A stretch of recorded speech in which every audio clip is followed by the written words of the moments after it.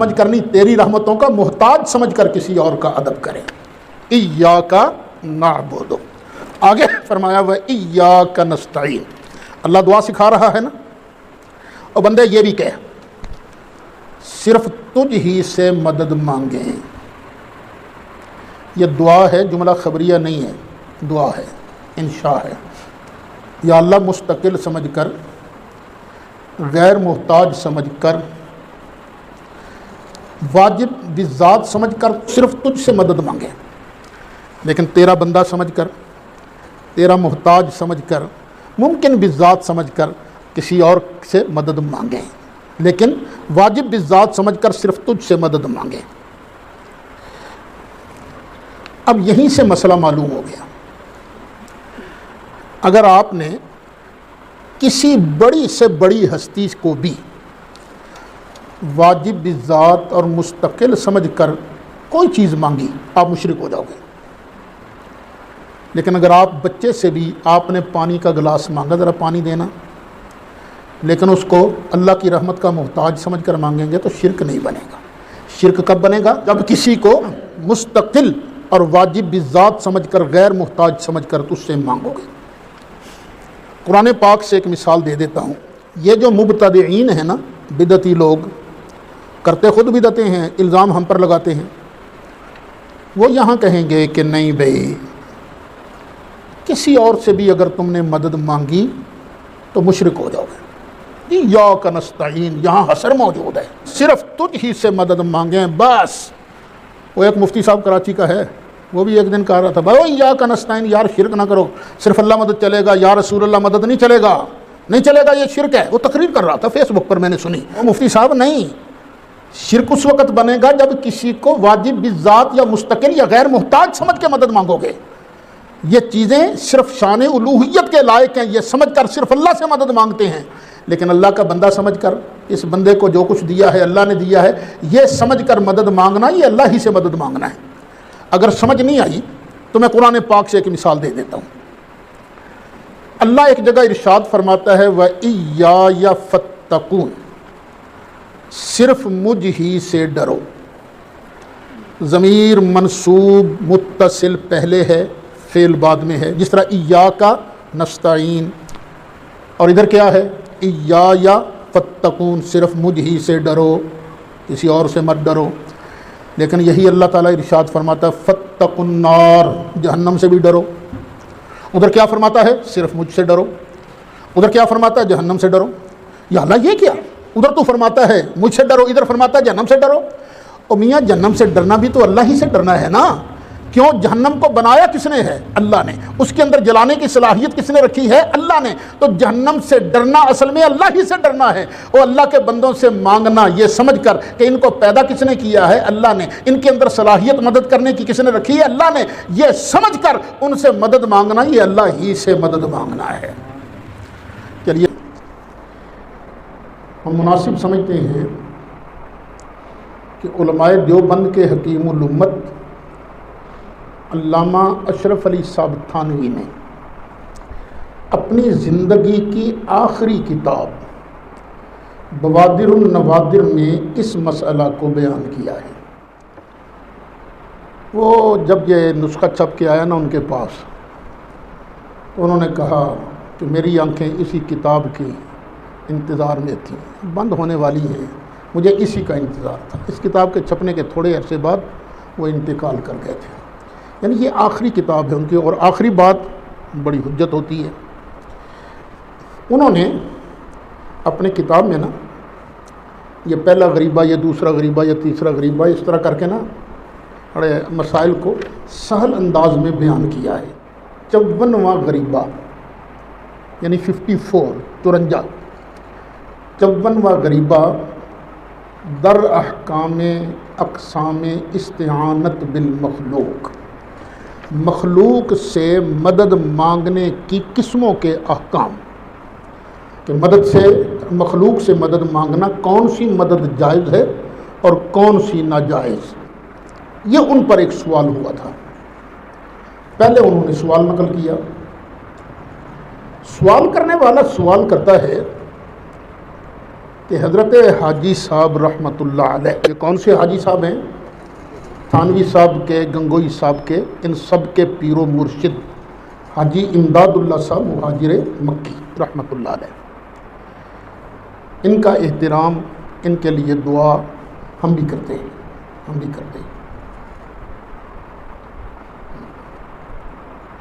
اس میں سوال یہ ہے کہ طریق 40 یعنی چلہ کا طریقہ حضرت حاجی صاحب ضیاء القلوب نامی کتاب کے صفحہ 55 پر بیان کرتے ہیں، اور اس میں ان کا ایک جملہ ہے کہ یہ چلہ کرتے وقت استعانت و استمداد از ارواح مشائخ طریقت بواسطہ مرشد خود کردہ، یعنی اپنے پیر کے واسطہ سے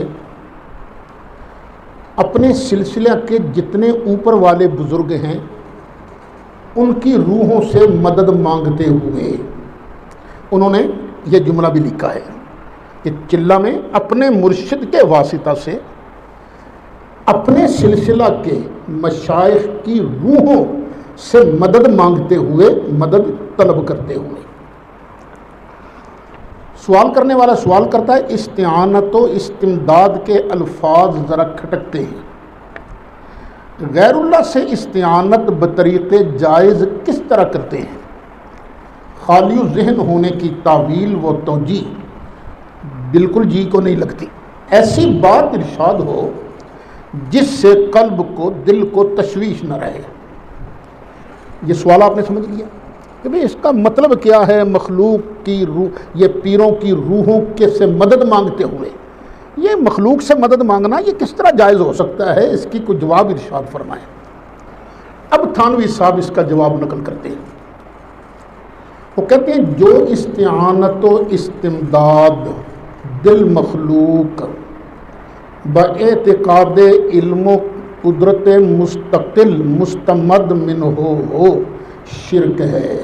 مستمد من ہو جس سے مدد مانگی گئی، اس کو اگر مستقل مان لیا، اگر مخلوق کو مستقل مان کر اس سے مدد کی گئی تو یہ تو شرک ہے، پہلی قسم جو کہ ہم پہلے بیان کر چکے ہیں۔ نمبر 2، اور جو باعتقاد علم و قدرت غیر مستقل ہو مگر وہ علم و قدرت کسی دلیل صحیح سے ثابت نہ ہو، معصیت ہے۔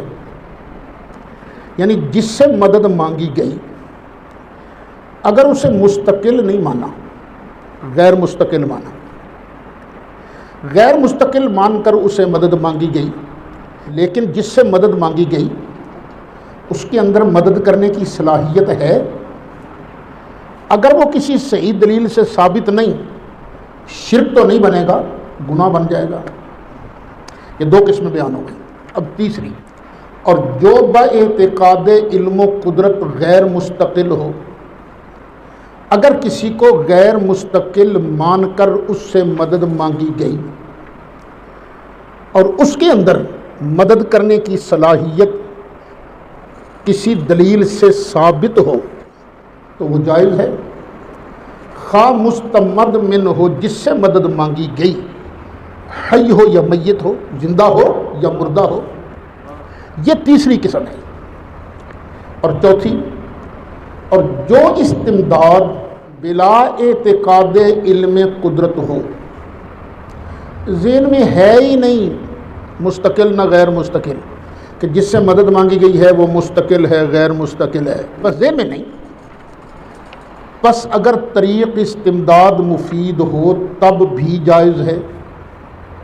تصور میں ہے ہی نہیں کہ یہ مستقل ہے غیر مستقل ہے، لیکن اگر مدد طلب کرنے کے طریقہ میں وہ فائدہ دیتی ہو تب بھی جائز ہے، شرک نہیں ہے، حرام نہیں ہے۔ جیسے استمداد بالنار والماء والواقعات التاریخیہ،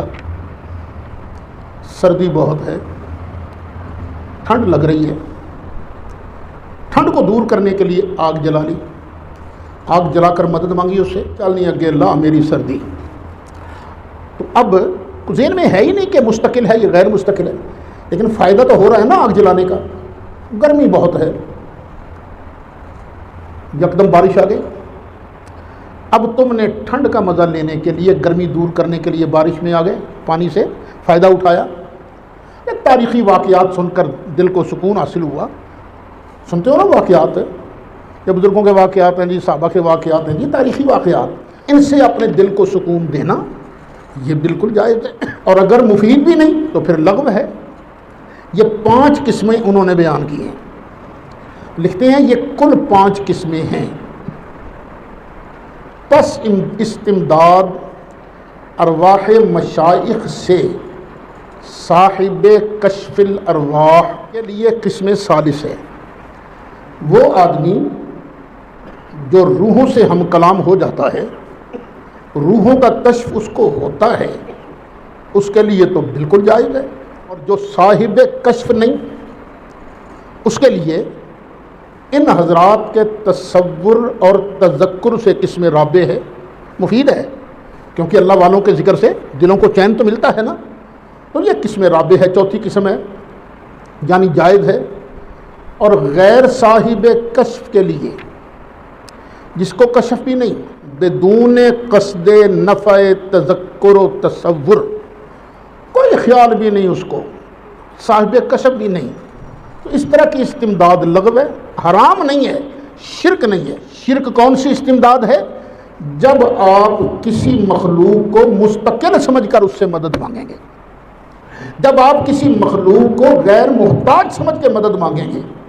الحمدللہ ہم یا رسول اللہ کہنے والے ہیں، لیکن سید العالمین محمد الرسول اللہ صلی اللہ علیہ وسلم کو بھی ہم غیر محتاج نہیں مانتے، اللہ کی رحمتوں کا ہر آن ہر گھڑی محتاج مانتے ہیں، مستقل نہیں مانتے، غیر مستقل مانتے ہیں، واجب بھی ذات نہیں مانتے، ممکن بھی ذات مان کر ہم عرض کرتے ہیں یا رسول اللہ انظر حالنا، یا حبیب اللہ اسمع قالنا۔ ایک اور بہت بڑے دیوبندی عالم ہیں جنہیں کہتے ہیں شیخ الہند، علامہ محمود الحسن صاحب دیوبندی۔ یہ وہی ہے نا جن کی میں نے آپ کو بات سنائی تھی کہ علامہ حسین احمد مدنی، اچھا ان کو انگریز نے گرفتار کر لیا تھا، مالٹا بھیج دیا۔ علامہ حسین احمد مدنی ان کے شاگرد تھے، وہ گرفتار نہیں ہوئے تھے لیکن اپنے استاد کی خدمت کرنے کے لیے وہ ساتھ چلے گئے۔ جب وہ واپس آئے، اب میری بات کو دھیان سے سننا، شاید پہلے بھی بیان کی ہے میں نے، دھیان سے سننا اور اس کو دل کی تختی پر لکھنا۔ وہ آئے تو دیوبند میں بہت بڑا مجمع تھا، بڑے بڑے ان کے اکابر وہ سارے وہاں موجود تھے۔ اب علامہ محمود الحسن دیوبندی جنہیں شیخ الہند کہا جاتا ہے، انہوں نے کہا میں نے 4 سال تک وہاں رہ کر بڑا سوچا، ہم پر جو مصیبتیں آ رہی ہیں اس کی بڑی وجہ یہ ہے ہم نے قرآن کی تعلیم سے اپنا منہ موڑا ہوا ہے، اس لیے گلی گلی ناظرہ قرآن کے مدارس کھولو، گلی گلی، اور عوامی درس قرآن جو ہے نا وہ شروع کرو، ادھر ادھر کی بحثیں جو ہیں ان میں پڑھنے کا فائدہ نہیں۔ جو بند گئی علامہ انور شاہ کشمیری، بہت بڑے ان کے عالم دین تھے، یعنی اتنی بڑے عالم دین تھے وہ علامہ انور شاہ کشمیری۔ جب ان کا انتقال ہوا، ان کے انتقال پر تعزیتی جلسہ ہوا، تعزیتی جلسے میں اوروں نے بھی تقریر کی اور علامہ شبیر احمد عثمانی نے بھی تقریر کی۔ علامہ شبیر احمد عثمانی کو چھوٹا موٹا مولوی نہیں تھا، بہت بڑے مولوی صاحب تھے۔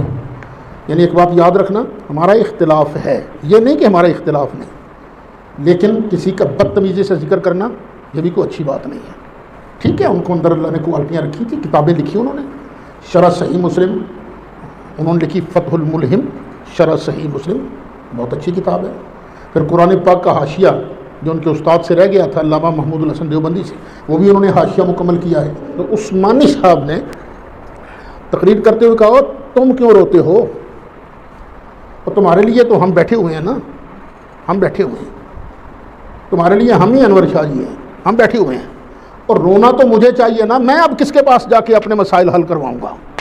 یعنی علامہ انور شاہ کشمیری بہت بڑے تھے، لیکن آخر میں انہوں نے یہ بھی کہہ دیا میں نے ساری زندگی خراب کر لی اپنی. بھائی حنفی شافعی کے مسئلے بیان کرتا رہا میں، حنفی شافعی کے مسئلے بیان کرتا رہا.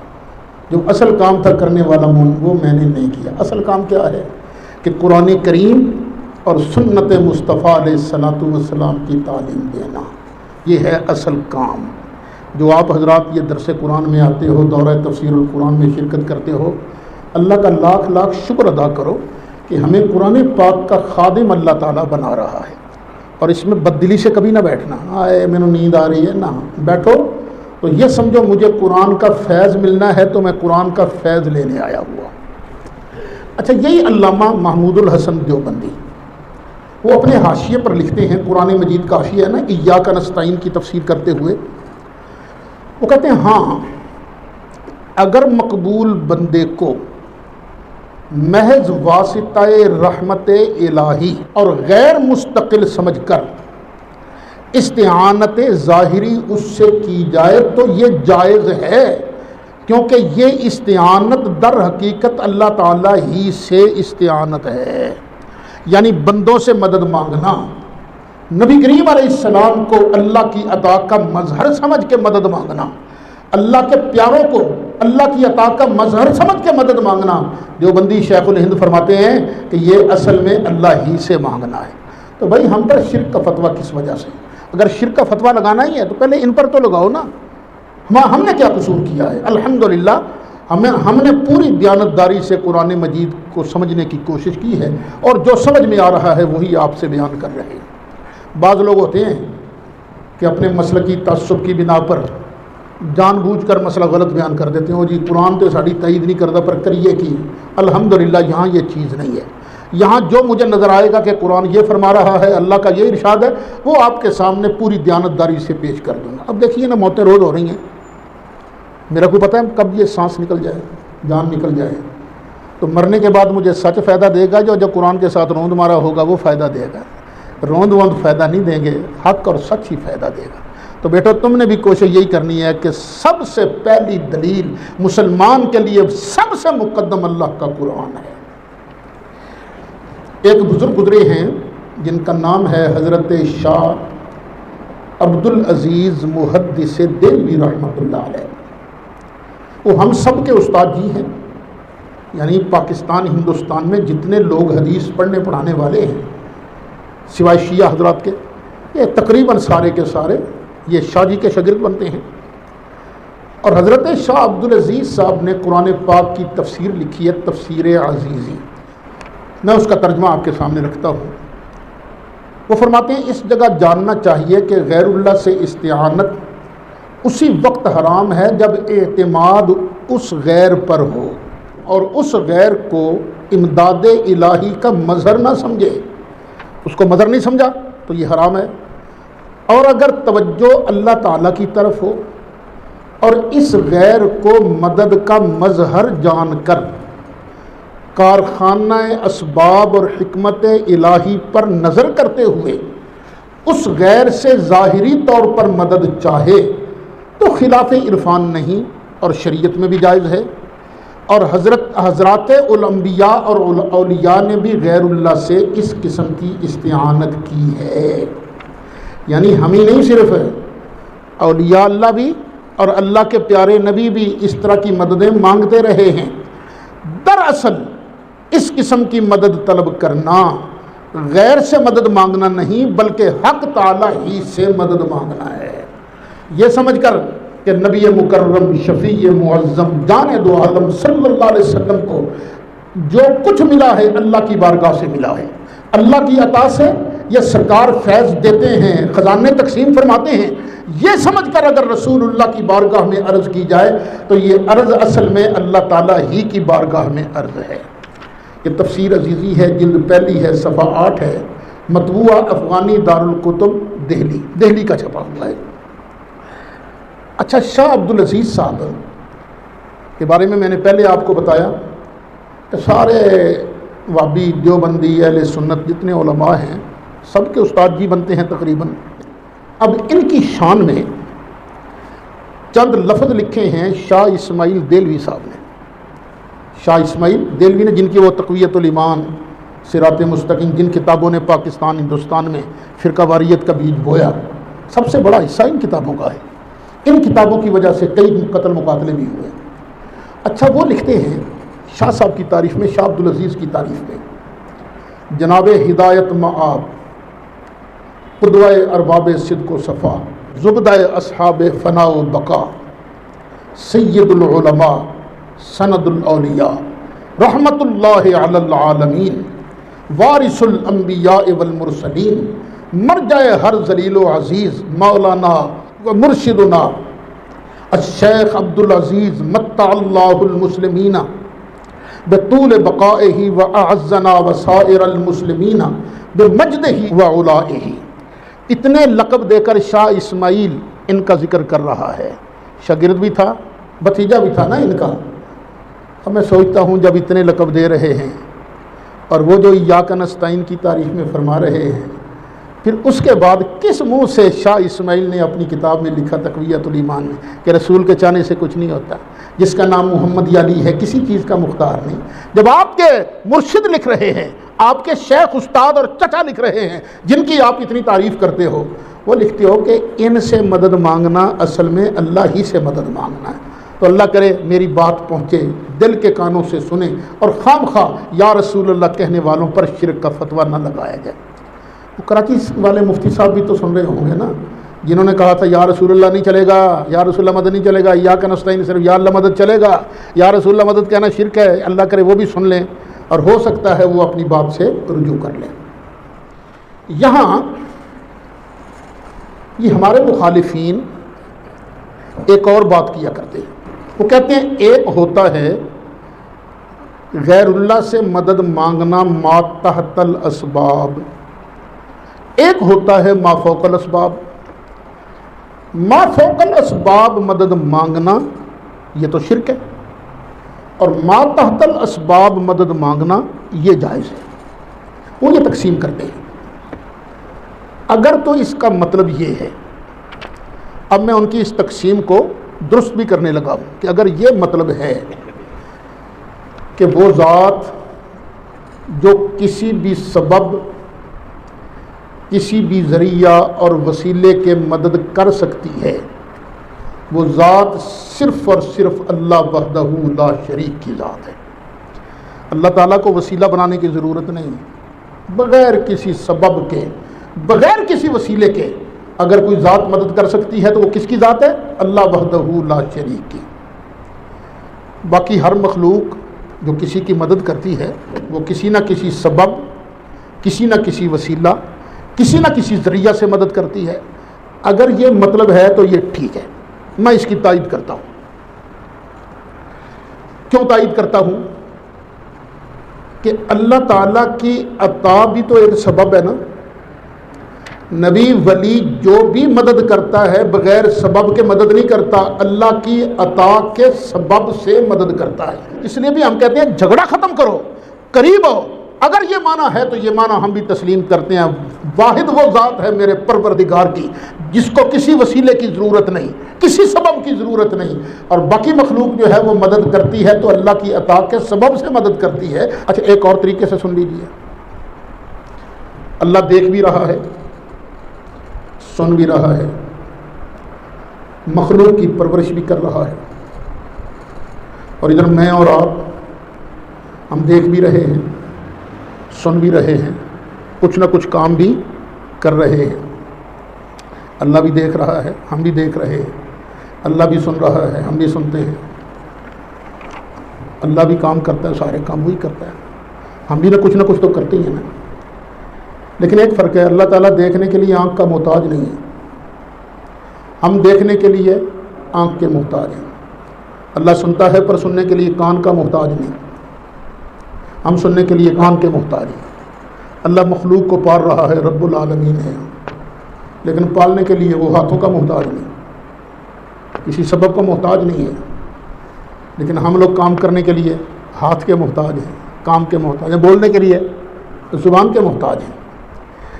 اگر ما فوق الاسباب اور ما تحت الاسباب کا یہ معنی ہے تبھی ٹھیک ہے، تبھی ٹھیک ہے، ہم تسلیم کرنے کو تیار ہیں۔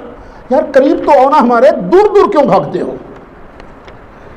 لیکن بعض اوقات کچھ لوگ کہتے ہیں نہیں، اسباب سے مراد ہے اسباب عادیہ، یعنی ظاہری اسباب، ظاہری اسباب، باطنی اسباب کو ہم تسلیم نہیں کرتے ہیں۔ آنکھ سے تو ہر کوئی دیکھ لیتا ہے، لیکن تم کہتے ہو کئیوں کو باطنی آنکھ ملتی ہے، یہ ہم نہیں مانتے۔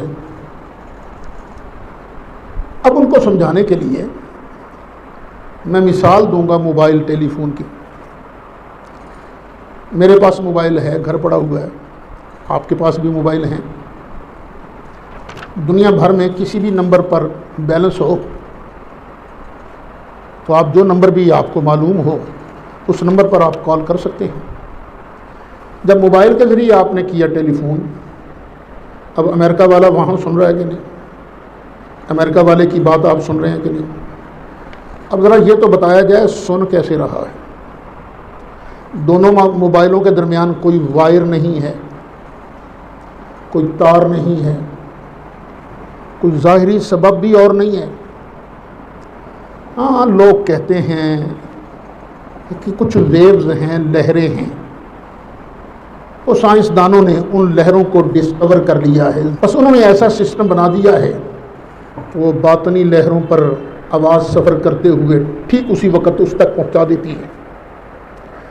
میرے تیرے پاس موبائل ہو، ظاہری طور پر کوئی سبب نہیں ہے، میری تیری آواز امریکہ تک پہنچا دیتا ہے، تو کیا تم نے اللہ کو اتنا ہی کمزور سمجھا ہے؟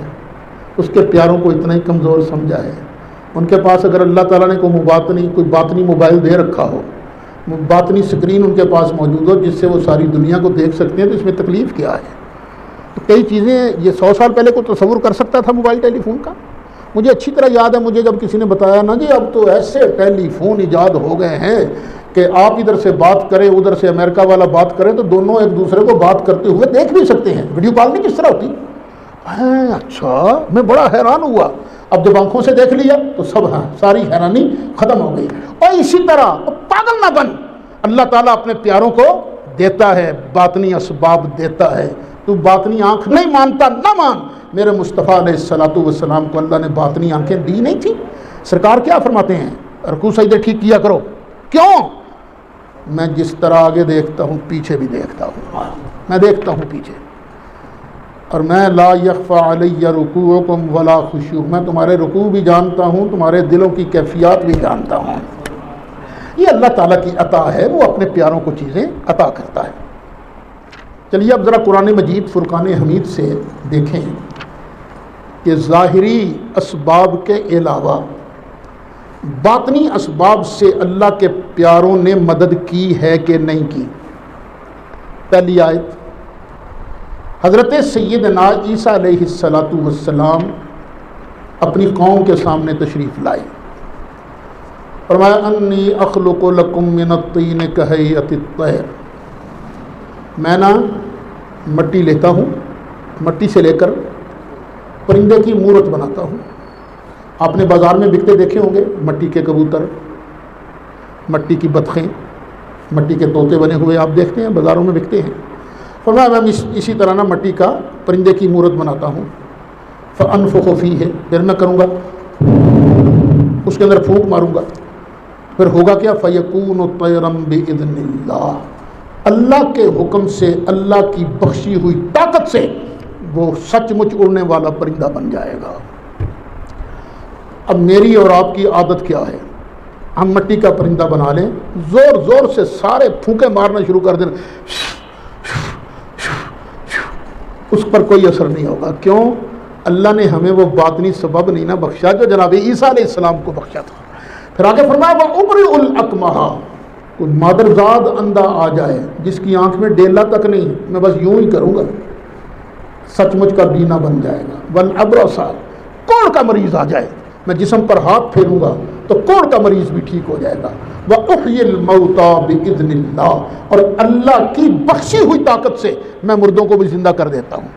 تو بھئی یہ نہیں کہنا چاہیے کہ اللہ تعالیٰ اپنے پیاروں کو باطنی اسباب نہیں عطا فرماتا۔ دیکھیے قرآن مجید ہے، جناب عیسیٰ علیہ السلام اپنی خداداد طاقتوں کا اظہار کر رہے۔ علامہ اشرف علی تھانوی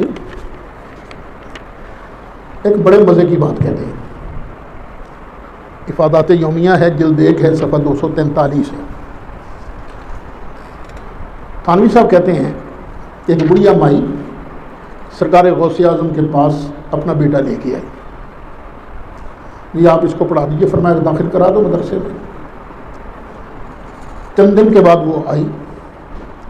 اس نے دیکھا کہ بیٹا جو ہے پانی میں بھگو کر نا جو کی سوکھی روٹی وہ کھا رہا ہے، اور سوکھ کے کانا ہو گئے. اور جب سرکار غوث اعظم کے پاس آئی، سرکار غوث اعظم بھی کھانا کھا رہے تھے اور کھا رہے تھے بھنا ہوا مرغا. اس کو دیکھ کر نہ بڑا غصہ آیا. کہنے لگی پیر جی خود مرغے کھاتے ہو، میرے بیٹے کے لیے جو کی سوکھی روٹی وہ بھی پانی کے ساتھ. سرکار غوث اعظم مسکرا دیے. جب وہ کھانا ختم کیا تھا نا، جو ہڈیاں پڑی تھیں ان کو فرمایا کم باذن اللہ، کم باذن اللہ. تھانوی صاحب لکھتے ہیں کہ ان ہڈیوں پر گوشت چڑھا اور سچ مچ کا نا مرغا بن کے بانگے دینے لگ گیا.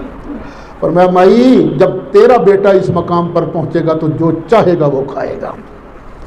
تو اگر اللہ تعالیٰ نے جناب عیسیٰ علیہ السلام کو اتنی شان عطا کی تھی تو سرکار غوث اعظم کو بھی اللہ تعالیٰ نے مراتب عطا فرمائے تھے. ایک اور آیت کریمہ سن لیجیے. کل یا پرسوں ذکر ہو رہا تھا نا، جناب موسیٰ علیہ السلام اپنے لشکر کو، قوم کو لے کر نکلے، سمندر کے کنارے پہنچے تو اللہ نے فرمایا وَلَقَدْ أَوْحَيْنَا إِلَىٰ مُوسَىٰ أَنْ أَسْرِ بِعِبَادِي. ہم نے موسیٰ کی طرف وحی کی کہ چل راتوں رات نہ میرے بندوں کو لے کر نکل چل. جب سمندر کے کنارے پہنچے فَاضْرِبْ لَهُمْ طَرِيقًا فِي الْبَحْرِ يَبَسًا. اے موسیٰ چل میرے بندوں کے لیے سمندر میں رستہ بنا دے. فَاضْرِبْ لَهُمْ چل تو بنا ان کے لیے طریقاً فی البحر رستہ سمندر میں، یبسا خشک رستہ بنا دے. تو جناب موسیٰ علیہ السلام نے کیا کیا؟ ڈنڈا لیا، عصا پکڑا، سمندر پر مارا. تو میرا مالک فرماتا ہے پھر وہاں 12 رستے بن گئے. اگر جناب موسیٰ علیہ السلام عصا مار کر یہ سمندر کے اندر 12 رستے بنا سکتے ہیں اللہ کی دی ہوئی طاقت سے، یہ شرک نہیں تو صرف یا رسول اللہ کہنے سے بندہ مشرک نہیں ہو جاتا. کتنی آیتیں ہو گئیں؟ 2. تیسری آیت سن لیجیے. اللہ تعالیٰ کے پیارے نبی تھے حضرت سیدنا سلیمان علیہ السلام. ہدہد نے زبان کی عرض کیا نا کہ ملکہ بلقیس آپ کو ملنے اپنے محل سے چل پڑی ہے. اب پھر دل میں خیال آیا وہ ہمیں پرکھنے آ رہی ہے کہ ہم واقعی اللہ کے نبی ہیں یا دنیا دار بادشاہ ہیں. تو جب وہ پرکھنے آ رہی ہے تو ہمیں چاہیے کہ اس کے سامنے نبوت کی پاور کا مظاہرہ کریں. دربار میں جن بھی بیٹھے ہوئے تھے، انسان بھی تھے. فرمایا کون ہے جو اس کے آنے سے پہلے تخت لے کے آ جائے؟ یہ فرمایا قال عفریت من الجن. ایک بڑی بلا جن کھڑا ہو گیا، کہنے لگا انا آتی کا بھی حضور میں لے آتا ہوں. اور دیر کتنی لگائے گا حضور؟ دیر کا ہے کہ قبل ان تقوم من مقام، آپ کے دربار برخاست ہونے سے پہلے میں تخت لے کے آ جاؤں گا. وَإِنِّي عَلَيْهِ لَقَوِيٌّ أَمِينٌ. حضور کام ہے بڑا بھاڑا اور میں بھی نہیں ہوں ماڑا، میں تکڑا ہوں اور تخت بڑا قیمتی ہے، میں چور نہیں، امین امانت دار ہوں، پیسے کی چیز بھی چوری نہیں کروں گا. ملکہ نے آنا تھا کئی دن کے بعد اور جن صاحب کہہ رہے تھے، عفریت کہہ رہا تھا کہ میں آج ہی آپ کے اٹھنے سے پہلے تخت حاضر کر دوں گا. اگر جناب سلیمان علیہ السلام اس سے تخت منگوا لیتے تو مقصد تو پورا تھا، لیکن شاید سوچا ہوگا کہ ایک زمانہ آئے گا لوگ جنوں کی پاور تو مان لیں گے، ولیوں کی پاور نہیں مانیں گے. فرمایا کوئی اور ہے. اب قال الذی عنده علم من الکتاب. اب وہ کھڑا ہوا جس کے پاس کتاب کا کچھ علم تھا. انا آتی کا بھی، کہ میں لے آؤں گا. کتنی دیر لگاؤ گے؟ قبل ان یرتد الیک طرفک، آپ کی پلک جھپکنے سے پہلے میں تخت لے کے آ جاؤں گا. اور پلک جھپکنے میں دیر کتنی لگتی ہے؟ تجربہ کر کے دیکھ لو، 1 سیکنڈ بھی بعد میں ہے، پلک پہلے جھپکی جاتی ہے. اللہ فرماتا ہے فلما رآہ مستقرا عنده. جو ہی جناب سلیمان نے دیکھا تو تخت پاس پڑا تھا. قال اب حضرت سلیمان علیہ السلام نے سچے عقیدے کا اعلان کیا، ھذا من فضل ربی، یہ کسی اور کی ذاتی طاقت نہیں ہے، یہ صرف اور صرف اپنے رب کا فضل ہے، یہ میرے رب کا فضل ہے۔ پتہ چلا طاقتیں ہوتی ہیں نبیوں کے پاس، مخلوق کے پاس پاوریں ہوتی ہیں، لیکن ان کی اپنی نہیں ہوتی، بلکہ کس کی ہوتی ہیں؟ ھذا من فضل ربی، یہ اللہ تعالیٰ کی عطا کی ہوئی اور بخشی ہوئی پاوریں ہوتی ہیں۔ یہ پارہ 19 ہے، سورہ نمل ہے، آیت نمبر 40 ہے۔ جماعت اسلامی کے بانی گزرے ہیں نا مودودی صاحب، انہوں نے اس کی تفسیر میں جو لکھا وہ بھی سن لیجیے کہ حضرت سلیمان علیہ السلام تبلیغ کے ساتھ ساتھ ملکہ اور اس کے درباریوں کو ایک معجزہ بھی دکھانا چاہتے تھے، تاکہ اسے معلوم ہو کہ اللہ رب العالمین اپنے انبیاء کو کیسی غیر معمولی قدرتیں عطا فرماتا ہے۔ عطا کی نفی تو نہ کرو نا یار کہ اللہ دیتا نہیں ہو، اور اسے یقین آ جائے کہ حضرت سلیمان واقعی اللہ کے نبی ہیں۔ یہ تفہیم القرآن ہے، جلد 3 ہے، صفحہ 575 ہے۔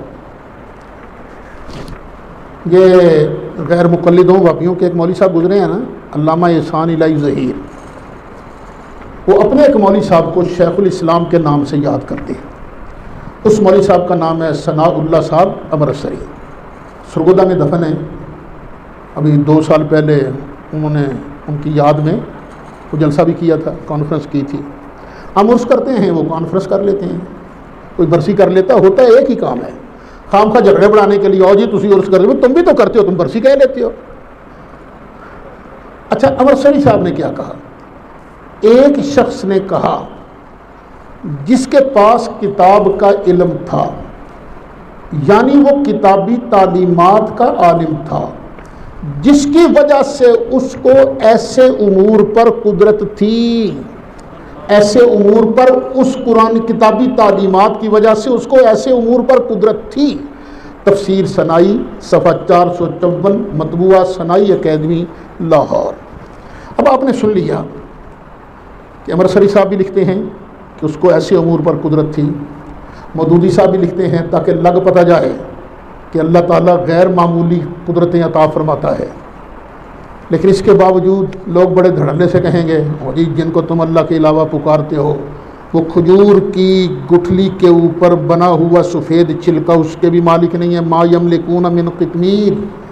وہ اللہ کے بندو خدا کا خوف کرو، کیوں بتوں والی آیتیں پڑھ پڑھ کر نبیوں ولیوں پر فٹ کرتے ہو؟ اس ٹوپی کا مالک اللہ نے کس کو بنایا ہے؟ مجھے، میں اس ٹوپی کا مالک ہوں۔ میرے لباس کا مالک کون ہے؟ میں ہوں، اللہ نے مجھے بنایا ہے۔ جو آپ کے پاس چیزیں ہیں ان کے مالک کون ہو؟ آپ ہو، آپ ان چیزوں کے مالک ہو۔ تو کیا اگر کافر کہے تمہارا قرآن جھوٹ بولتا ہے؟ قرآن کہتے ہیں ان الذین تدعون من دون اللہ ما یملکون من قطمیر، کہ اللہ کے علاوہ جن کو بھی تم بلاتے ہو وہ تو کھجور پر گٹھلی کے اوپر بنے ہوئے سفید چھلکے کے بھی مالک نہیں ہیں۔ تو کیا جواب ہوگا؟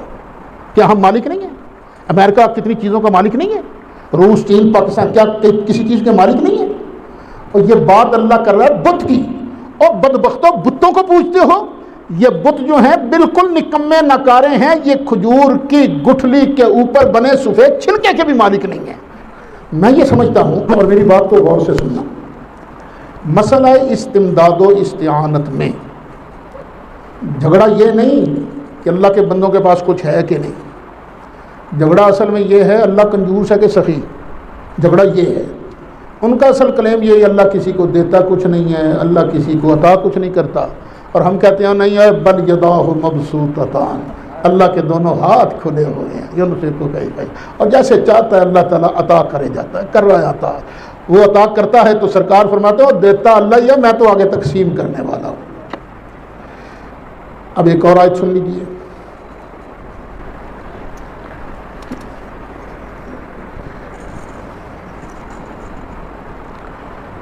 حضرت سلیمان علیہ السلام کے متعلق اللہ ارشاد فرماتا ہے فَسَخَّرْنَا لَهُ الرِّيحَ تَجْرِي بِأَمْرِهِ رُخَاءً حَيْثُ أَصَابَ، ہم نے سلیمان کے لیے مسخر کر دی تھی ہوا، حضرت سلیمان کے کنٹرول میں کر دی تھی ہوا، تجری بِأَمْرِهِ، وہ چلتی تھی سلیمان کے حکم سے، اچھا ہم گاڑی میں سفر کرتے ہیں نا تو کئی بار جم بھی بڑا ڈاڈا لگ جاتا ہے. ہماری سڑکیں بھی ماشاءاللہ پہلے تو کچھ ٹھیک تھیں بنی ہوئی، جب سے ماشاءاللہ یہ مدنی ریاست کے والی آئے ہیں کھڈے ہی کھڈے پڑ رہے ہیں، جھٹکے بڑے لگتے ہیں. لیکن سلیمان علیہ السلام کے کنٹرول میں ہوا تھی، چلتی تھی، کوئی جمپ نہیں لگتا تھا. رخان بڑی نرمی سے چلتی تھی. حیث و اصحاب چلتی کہاں تھی؟ جہاں حضرت سلیمان چاہتے تھے. چل لیفٹ ہو جا، لیفٹ ہو جاتی، یا رائٹ ہو جا، اسٹریٹ چل سیدھی، اتنے فٹ کی بلندی پر چل. جیسے آرڈر ملتا تھا تخت پر بیٹھے ہوتے تھے، ہوا تخت کو اڑاتی تھی اور لے جاتی تھی. وَالشَّيَاطِينَ كُلَّ بَنَّاءٍ وَغَوَّاصٍ، اور یہ شیطان جن یہ بھی کنٹرول میں کر دیے تھے حضرت سلیمان کے کنٹرول میں. اور جن بھی کرتے کیا تھے؟ ہر طرح کے مستری، معمار، غواص، غوطہ خور، یہ بلڈنگیں بنانے والے جنوں سے کام لیتے تھے بلڈنگوں کی تعمیر کا، اور ان کو کہتے چلو غوطہ لگاؤ، سمندر سے موتی نکال کے لاؤ. یہ کنٹرول میں کر دیے تھے. وآخرین مقرنین فی الاسفاد، اور کچھ اور جن بھی تھے جو ان کے کنٹرول میں تھے لیکن وہ جکڑے ہوئے تھے بیڑیوں کے اندر. اللہ کہتا ہے میں نے یہ سلیمان کے کنٹرول میں ساری چیزیں دے دی تھیں، ہوا بھی دے دی تھی، جن بھی کنٹرول میں کر دیے تھے. پھر آگے فرمایا ھذا عطاؤنا، یہ ہماری عطا ہے. میں منپورہ شریف میں ایک مرتبہ نا تربیت نشست کر رہا تھا، یہی ذاتی عطائی کی بحث کی تو ایک مولوی صاحب کھڑے ہو گئے، کہنے لگے جی یہ آپ نے ذاتی عطائی کی تقسیم کہاں سے کی؟ میں نے کہا یہ اللہ نے فرمایا ھذا عطاؤنا، یہ سلیمان کے پاس جو کچھ ہے نا ان کا ذاتی نہیں ہے، ھذا عطاؤنا، یہ ہماری عطا ہے. فمنن، اب تیری مرضی کسی کو دے، او امسک یا نہ دے، بغیر حساب، ہم تم سے کوئی حساب نہیں لیں گے. وَإِنَّ لَهُ عِندَنَا لَزُلْفَىٰ وَحُسْنَ مَآبٍ، سن لو بے شک سلیمان کا ہمارے ہاں بڑا مقام ہے، قربت والا مقام ہے اور بہتر انجام ہے. سلیمان علیہ السلام کے کنٹرول میں ہوا تھی اور مصطفیٰ علیہ السلام کے کنٹرول میں اللہ نے کائنات کر دی تھی. اشارہ کیا، چاند دو ٹکڑے کر دیا. ڈوبا ہوا سورج اللہ کی بارگاہ میں عرض کیا یا اللہ اس کو واپس کر دے، اللہ نے واپس کر دیا. سراقہ کا گھوڑا آ رہا تھا، اور پھاڑ لا زمین، گھوڑے کے قدم پکڑ لیے، بادل تھا ہی کوئی نہیں. اللہ کی بارگاہ میں عرض کیا یا اللہ دے بارش. تو حضرت انس فرماتے ہیں جب سرکار نے دعا کے لیے ہاتھ اٹھایا ایک ٹکڑا بادل کا تو نہیں تھا، بس پھر ادھر سے نا بادل برسنے شروع ہو گئے. یہ کیا تھا؟ یہ اللہ کی عطا تھی. ھذا عطاؤنا فمنن او امسک بغیر حساب. پتہ نہیں یہ جو بندی علماء کو تو سرکار کی قوت پر اعتراض نہیں کرنا چاہیے. کیوں؟ تھانوی صاحب ایک واقعہ لکھتے ہیں، حضرت سرکار نظام الدین اولیاء رحمت اللہ علیہ، ان کو سلطان جی بھی کہا کرتے ہیں. ان کے زمانے میں ایک ہندو جوگی تھا، اس کو اللہ نے بڑی پاور دی تھی. کیا پاور دی تھی؟ جو بھی بیمار آتا نا اس کے سامنے وہ یوں نظر ڈالتا اور نظر ڈال کر اس کی بیماری سلب کر لیتا. یہ اس کے پاس کمال تھا. اور سلطان جی ولایت کے بادشاہ تھے. ایک مرتبہ بڑی تکلیف ہوئی حضرت سلطان جی کو، خواجہ نظام الدین اولیاء کو. تو مریدوں نے کہا حضرت جی اس ہندو جوگی کو نہ بلا لائیں. تو فرمایا نہیں نہیں اس کو نہیں بلانا، اگر وہ بیماری سلب کر لے گا تو کئیوں کا ایمان خراب نہ ہو جائے. ٹھیک ہے جی، چپ کر گئے. لیکن پھر نا بڑی غشی طاری ہو گئی حضرت سلطان جی پر، خواجہ نظام الدین اولیاء پر غشی طاری ہو گئی. اور مرید تو بیچارے عقیدت مند ہوتے ہیں، بھول گئے کہ شیخ نے کہا تھا ادھر نہیں، مجھے ادھر نہیں لے کے جانا. انہوں نے چارپائی اٹھائی، چل جوگی کے مکان پر. جوگی کے مکان پر پہنچ گئے اور جوگی تو خوشی سے ناچے، اتنا بڑا آدمی میرے گھر آ گیا. اب اس نے نا یوں نظر ٹکائی اور سلطان جی کی ساری مرض سلب کر لی. بیماری ختم، ادھر مرض سلب ہوئی، ادھر وہ کھڑے ہو گئے. دیکھا تو سمجھ گیا مرید میں کو لے آئے نے. اب وہ بھی تو اللہ والے تھے نا. انہوں نے فرمایا اوے جوگیا یہ کمال تجھے کیسے ملا؟ اس نے کہا جی میرے مرشد نے مجھے کہا تھا، میرے گرو نے کہا تھا اپنے نفس کی خواہش کی مخالفت کرنی ہے، بس میں نے یہ کام کیا ہے تو اس کی وجہ سے مجھے یہ کمال ملا ہے. فرمایا اچھا ایک بات بتا، تیرا نفس مسلمان ہونے کو چاہتا ہے؟ کہنے لگا جی نہیں. فرمایا پھر تو نے گرو کی بات پر عمل کیا ہے؟ پھر گرو کی بات کہاں رہی ہوئے؟ اور ساتھ ہی نظر ٹکائی نا، فٹ بال اٹھا لا الہ الا اللہ محمد الرسول اللہ. تھانوی صاحب لکھتے ہیں حل جزاء الاحسان الا الاحسان. اس نے خواجہ نظام الدین اولیاء پر احسان کیا تھا. اس نے تو بیماری سلب کی تھی, حضرت نے اپنی نگاہ سے اس کے کفر کو سلب کر کے ایمان کی دولت دیا. ھذا عطاؤنا, اور یہ ہماری عطا ہے, ہماری عطا ہے. فمنن او امسک بغیر حساب. یہ ہے ملفوظات حکیم الامت جلد 4 صفحہ 203. یہ مولا صلی وسلم دائما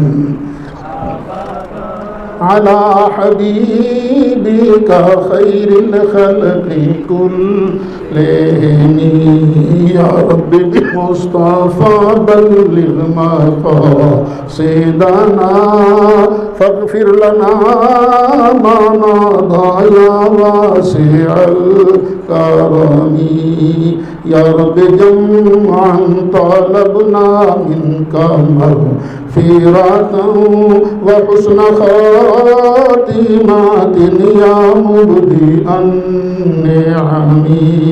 وصلى الله تعالى على رسول الله يا رحمن الرحيم.